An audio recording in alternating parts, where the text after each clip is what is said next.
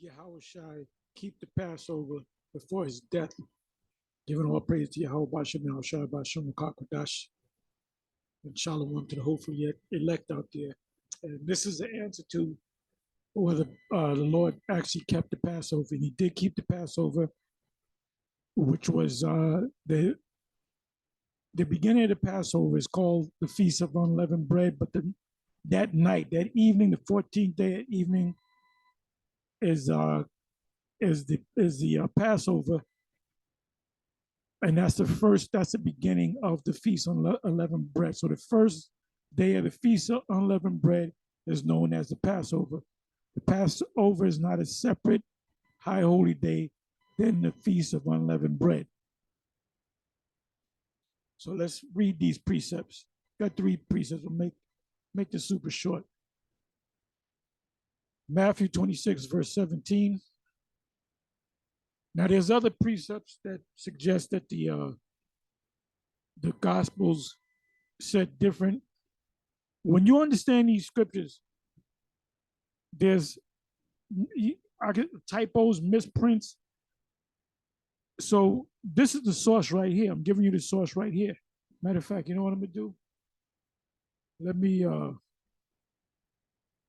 hit the red letter. Okay. That's the Lord speaking. This is the Lord speaking.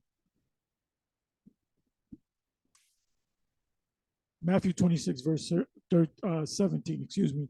Now the first day of the Feast of Unleavened Bread, which is what?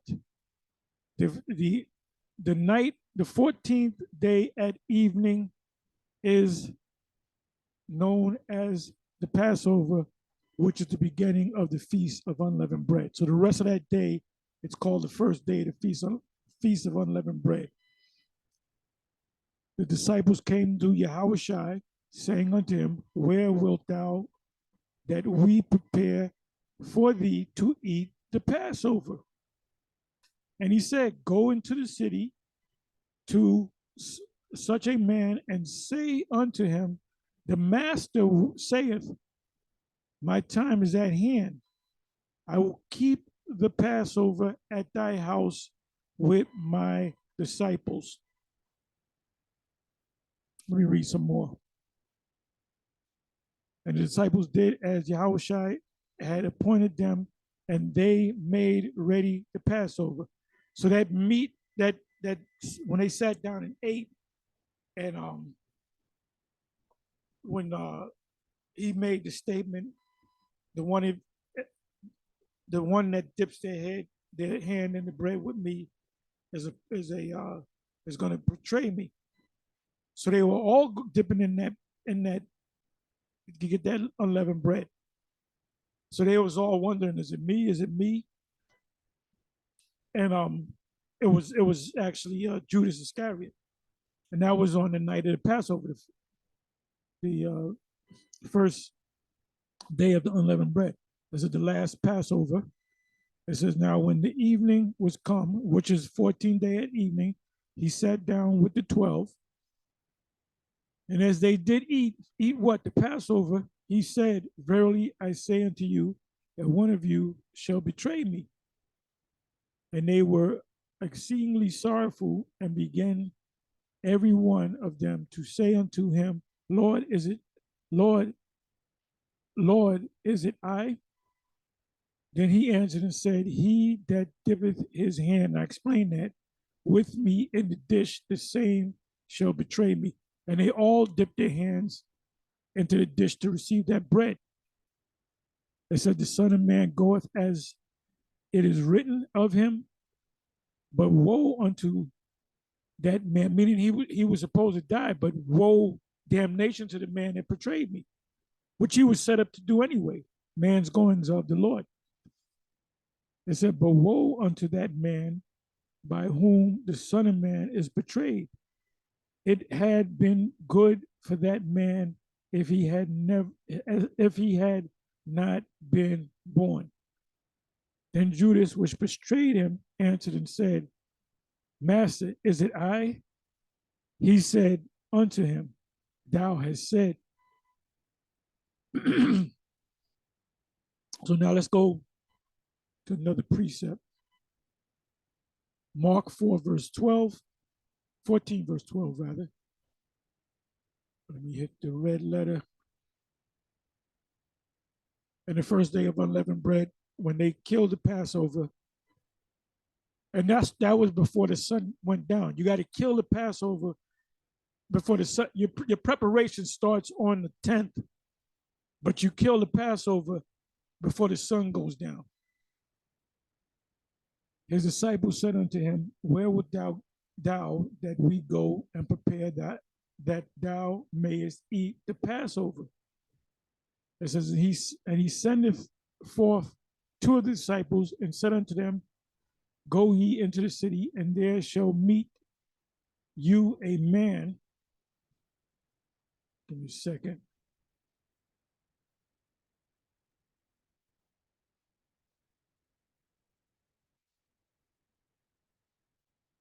Meet you a man bearing a pitcher of water, follow him. And wheresoever he shall go in, say ye to the good man of the house, the master saith, where is the guest chamber? Where I shall eat the Passover with my disciples. And he will show you a large upper room. You know what I want to say. Furnished and prepared. There make ready for us. By the way, that's a small Passover, not a big extravaganza. Now, the Passover that the IUIC, the last Passover they did was what, a week ago, week and a half ago, week ago, which they were keeping it wrong because they keep it on the full moon. I mean, on the new moon, where the moon is invisible, so they were going off. So they said next year we're not going to have these big, these big Passovers. We're going to have small Passovers, because he said, there's elements that's fucking with us, so to speak. So guess what? We've been doing it. I called the small Passover thing back in, I believe the last Passover we had, I believe it was 2015. Somebody correct me if I'm wrong. Either it was 2014 and 2015 we had the small Passovers, or we had the Passover in 2015 and had the first small Passover of the individual brothers. That was the 16th, if I'm not mistaken. Somebody correct me if I'm wrong. So that was a good thing, because all the various different state camps, they're responsible for setting up the Passover and doing it, instead of coming. Because a lot of people, they don't know how to do the ceremony, the breaking of the bread and all that. So with that, we force you to have to do that. You have to deal with that role. You have to play the high priest or the priest. It says, and his disciples went forth and came into the city and found as he had said unto them, and they made ready the Passover. So if you keep reading, you can read Matthew 26. You can read the whole rest of Mark 14. So did our Lord keep the Passover? The answer is yes.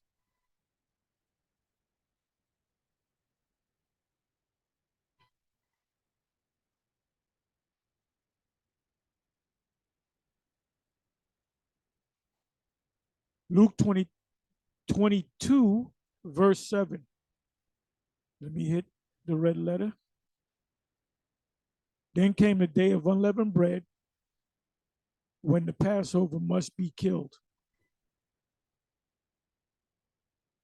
The first night of unleavened bread is called the Passover. The rest of that day, when you get up the next day, that's the Feast of Unleavened Bread. It started that night on the 14th day, that evening. And he sent Peter and John, saying, go and prepare us the Passover, that we may eat. And they said unto him, where wilt thou that we prepare? And he said unto them, Behold, when ye are entered into the city, there shall a man meet you bearing a pitcher of water. Follow him into the house where he entereth in. And ye shall say unto the good man of the house, the master saith unto thee, where is the guest chambers? Now, in the ancient world at that time, you had guests stay over at the house because you had a guest house. You had a guest house, meaning there was a house next to the big house, and it was furnished with beds and a bed and everything that you needed. But it was a separate house. In other words, you couldn't go from that guest house into the main house. That was a room for guests, so you can understand. So they had a room for dining. It says, the master saith unto thee, where's the guest chamber, where I shall eat and the Passover with my disciples? And he shall show you a large upper room, furnished there, make ready. So this individual, they don't tell you his name in none of these passages that I read, but this man was a well-to-do Israel. He wasn't an Edomite. They didn't go to Herod's house. They didn't go to Agrippa's house. Talking about salvation has come to your house, O Agrippa. Paul will tell you something that you would like. No, the man was an Israelite. And the man is most likely one of the elect. It says, and they went and found as he has said unto them, and they made ready the Passover. And it goes on to say the Lord's Supper, which is the Passover. And as you read down, I read it in Matthew 26, maybe it was Mark, but about the man that's going to betray him. That happened on the night of the Passover. So did our Lord keep the Passover? Yes, he kept the Passover. And when was he crucified? He was crucified on the first day in the daytime of unleavened bread. Why was he crucified at that time? Because he's the Lord's Passover. He's the sheep without blemish. By the way, he was born on the Passover. He was born on the Passover, and he died on the Passover. So with that, I'm going to say shalom.